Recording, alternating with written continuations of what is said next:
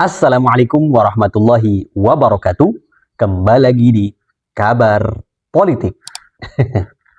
Luar biasa memang ya, di tengah isu kasus ijazah ya, yang semakin menarik ya, plot twist dan dramanya semakin banyak. Ya setelah kunjungan Egy Sujana ya, dan juga Damai Hairlubis ke rumah Jokowi yang kemudian dipublikasikan oleh tim Jokowi ya, yang kemudian berujung pada restoratif justice dan SP3 untuk dua tersangka yakni Egy Sujana dan Damai Hairlubis. Kali ini nampaknya pengaruh Jokowi semakin memudar. Terbukti dari beberapa kepala daerah yang dulu di-endorse sebelum pemilihan kepala daerah secara langsung pada Pilkada serentak 2024. Hari ini banyak kepala daerah yang dulu di-endorse Jokowi ditangkap oleh KPK lewat operasi tangkap tangan. Di antara adalah Bupati Pati Sudewo yang dulu di demo habis-habisan ya, bahkan oleh DPRD Kabupaten Pati akan dimakzulkan ya atau di impeachment namun gagal, dan juga Wali Kota Madiun Maidi.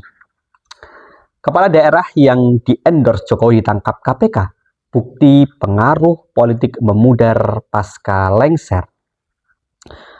Penangkapan sejumlah kepala daerah yang sebelumnya di-endorse atau titipan mantan Presiden Joko Widodo dinilai menjadi sinyal kian memudarnya pengaruh politik Jokowi pasca lengser dari kursi Presiden.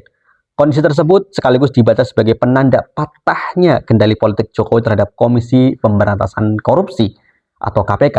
Kita tahu Komisioner KPK ya, yang hari ini menjabat sebagai ketua dan wakil ketua KPK itu seleksinya di akhir masa pemerintahan Jokowi ya, sesuatu yang janggal dan aneh ya, karena seharusnya seleksi pimpinan KPK itu seharusnya untuk masa pemerintahan Prabowo Subianto ya. Setelah Pak Prabowo diangkat sebagai presiden baru kemudian seleksinya dimulai, tapi kemudian tidak ya.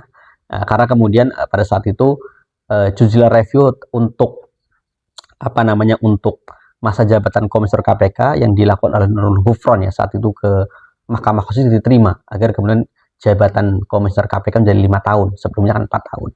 Hingga akhirnya komisioner sebelumnya itu yang lengser ya di tahun 2024 akhirnya kemudian diseleksi di akhir masa pemerintahan Pak Jokowi. Adapun pejabat yang dimaksud yakni Bupati Pati Sudewo dan Wali Kota Madiun Maidi. Keduanya baru saja terjaring operasi tangkap tangan oleh KPK. Selama ini Pak Jokowi dianggap bisa mengendalikan KPK, tetapi dengan dicekalnya OTT-nya orang-orang yang di-endorse Jokowi, itu juga saya kira itu membuktikan bahwa pengaruh dan wibawa politik Pak Jokowi semakin menurun, kata pengamat politik Arif Nurul Iman saat dihubungi. Ya. Luar biasa ya. Arif menilai rangkaian OTT ini mempertegas bahwa kendali politik terhadap KPK tidak lagi berada di tangan mantan presiden tersebut. Kalau secara politik, ada tafsir juga bahwa kendali Pak Jokowi terhadap KPK ini patah tandasnya. Menurut Direktur Eksekutif Skala Data Indonesia itu, menurunnya pengaruh tersebut tidak lepas dari fakta bahwa Jokowi kini sudah tidak lagi menjabat sebagai presiden. Pihaknya tak menampik bahwa kasus-kasus OTT tersebut berpotensi membentuk persepsi negatif terhadap figur-figur kepala daerah yang selama ini dilekatkan dengan nama Jokowi. Publik, kata dia, bisa menafsirkan bahwa endorsement Jokowi tidak lagi identik dengan integritas dan komitmen anti korupsi. Tentu ini publik berspekulasi. Penangkapan-penangkapan ini juga bisa jadi dibaca bahwa orang-orang titipan Jokowi juga tidak memiliki integritas dan komitmen dalam melakukan pembangunan daerah, ungkapnya. Wong 7 menteri era Jokowi juga menjadi tersangka KPK ya, baik yang di OTT atau depan tersangka saat masih menjabat sebagai menteri atau setelah menjabat sebagai menteri ya, seperti mantan Menteri Agama Yakut Khalil Qaumas, kemudian juga mantan Menteri Pendidikan dan Kebudayaan Nadiem Makarim atau kemudian ada Imam Nahrawi, ada kemudian Idrus Marham, ada kemudian siapa lagi? Banyak sekali ya, sampai ada 7 orang ya kalau tidak salah menteri era Jokowi. Kemudian juga ada Syahrul Yassin Limpo ya, Menteri Pertanian, kemudian ada Menteri Komunikasi dan Informatika, aduh siapa namanya, aduh yang dari Nasdem ya, dua-duanya dari Nasdem ya. Ya, jadi bagaimana kemudian orang yang dukung Joko itu berintegritas. Lebih lanjut, Arief menilai apabila kasus serupa terus bermunculan, dampaknya dapat meluas secara publik. Tidak hanya terhadap Jokowi secara personal, tetapi terhadap partai-partai yang selama ini berada di lingkaran atau dekat dengan Jokowi. Kondisi tersebut menjadi pekerjaan rumah bagi Jokowi dan partai-partai yang dekat dengannya untuk melakukan mitigasi politik dan komunikasi publik. Jika ini terus meluas, tentu ini akan berdampak secara politik bagi langkah politik Jokowi, termasuk partai yang kemudian hari ini dinahkodai oleh Kaesang, putra bungsu Jokowi ya, Partai Solidaritas Indonesia. Kemudian persepsi publik bahwa orang-orang yang di-endorse Jokowi ternyata juga tidak memiliki komitmen dan memiliki integritas tuturnya. Ini semakin menarik ya, karena kemudian sampai hari ini Partai Solidaritas Indonesia sendiri belum membuka suara sebenarnya siapakah sosok J yang merupakan ketua Dewan Pembina PSI ya. Apakah Jeffrey Giovanni ya, yang selama ini juga Jeffrey Giovanni menjadi ketua Dewan Pembina PSI, atau J itu Jokowi ya, karena yang kemudian didaftarkan ke Kemenkum ya, Kementerian Hukum, itu juga tertulis ya bahwa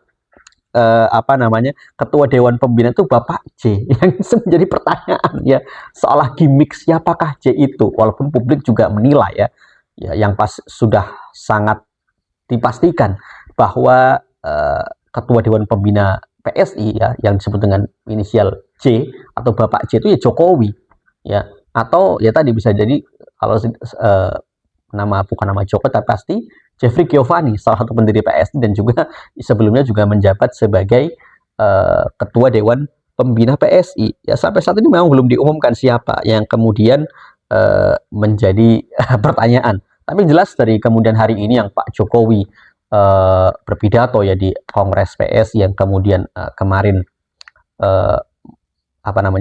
menempatkan Kaesang sebagai ketua umum ya, walaupun sebelumnya sudah menjadi ketua umum ya. Kemudian juga kedatangan Raja Juli Antoni sebagai sekjen PSI beberapa kali ke Pak Jokowi, kemudian memberikan topi berlogo PSI yang ganti logo juga ya, dari mawar merah yang dipegang dengan tangan menjadi gajah tanpa kepala terputus ya. Entahlah ya, nampaknya di Jawa Tengah akan menjadi medan laga PSI dengan PDIP ya, gajah melawan banteng.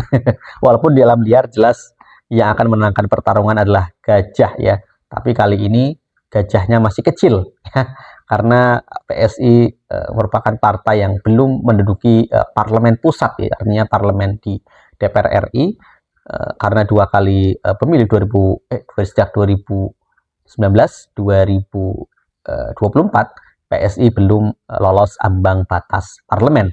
Namun pada pemilu ya 2024 PSI sempat ya suaranya melonjak secara tiba-tiba, namun kemudian seluruh mata netizen memperhatikan hingga kemudian PSI gagal melewati ambang batas 4% ya, bersama dengan Partai Persatuan Pembangunan yang nyaris ya, dan menjadi pertama kalinya P3 terlempar dari parlemen ya. Wajar juga sih ya, Romi masih di-endorse ya, si tukang ngibul. Baik, nampaknya